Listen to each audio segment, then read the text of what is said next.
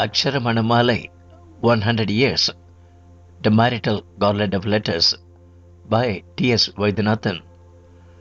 Desirelessness is wisdom, teaches Sri Ramana Maharishi in the seminal work, Who Am I? Followers of Ramana Maharishi strive for desirelessness as a spiritual goal.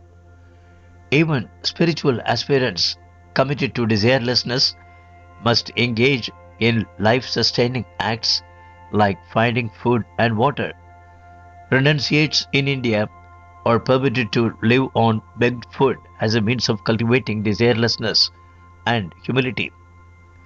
Circa 1914, some renunciates who were closely associated with Ramana Maharishi lived on begged food. They went to town collectively in a group singing praises of the Lord. Before descending the hill for alms, the sadhus would blow a conch shell, providing an initial notice to the pious residents of the town who provided them with food.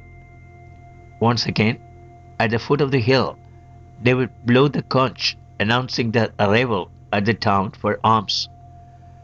The town folks graciously offered them plenty of food out of respect for their association with Ramana Maharishi, who was living on the hill. The arrangement worked well until other sadhus who were not followers of Ramana Maharishi found out the special generosity that householders extended to devotees of the Maharishi.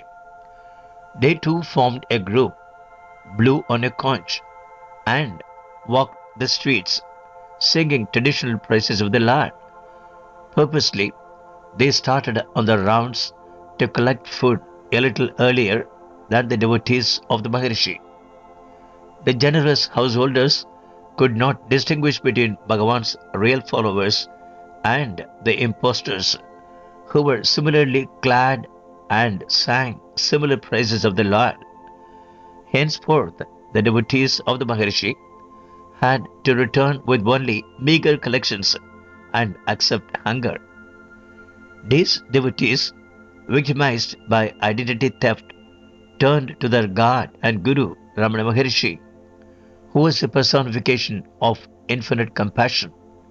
Led by Perumal Swami, they requested him to compose a unique composition to sing that would not only secure for them the presence of Ramana Maharishi but reveal to the world their true status as his genuine followers.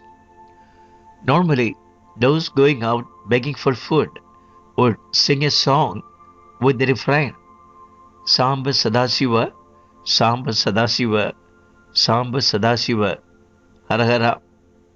At first, the Maharishi composed only a few similar lines with the refrain Arunachala and stopped. Disappointed, Perumal Swami was waiting for the next lines.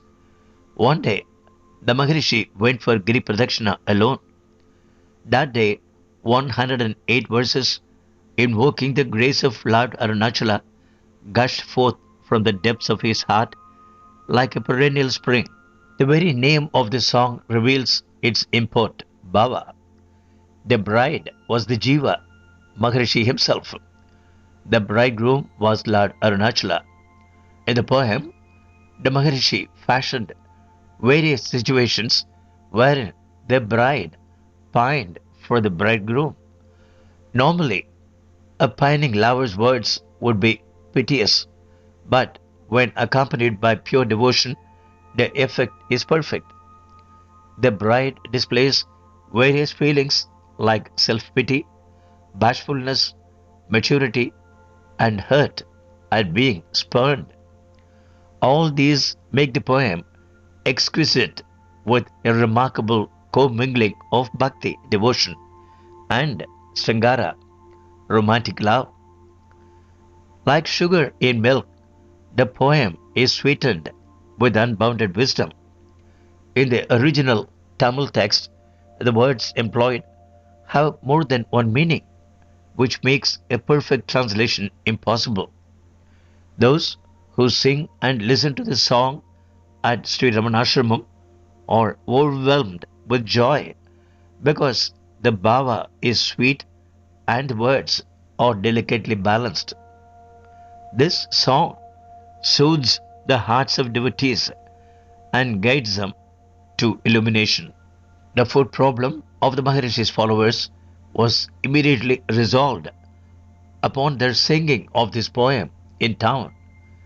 In Day by Day with Bhagavan, it is recorded that Bhagavan said that Aksharamanmalai fed the devotees for many years.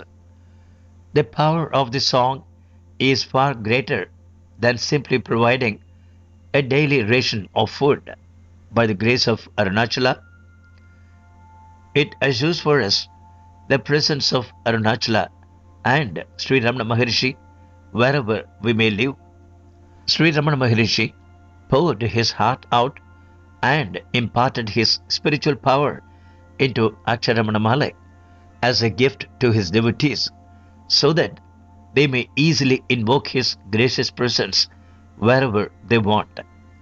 If regularly chanted, this sacred poem confers the protective umbrella of Arunachala, Mahaguru Sri Ramana Maharshi. It has the power to remove the obstacles facing the devotee and to guide him in day-to-day life. 100 years have passed since the Aksharamanamala came into existence. The centenary event will be observed by organizing daily chants of Aksharamanamala at the ashram and all the centers dedicated to Ramana Maharishi. May all devotees learn and chant Aksharamanamala with fervor. May they all emerge victorious in their endeavor to gain self-knowledge, of which Arunachala and Ramana Maharishi are supreme symbols. May all benefit by the power of the presence of Ramana Maharishi revealed by his immortal composition Aksharamanamala.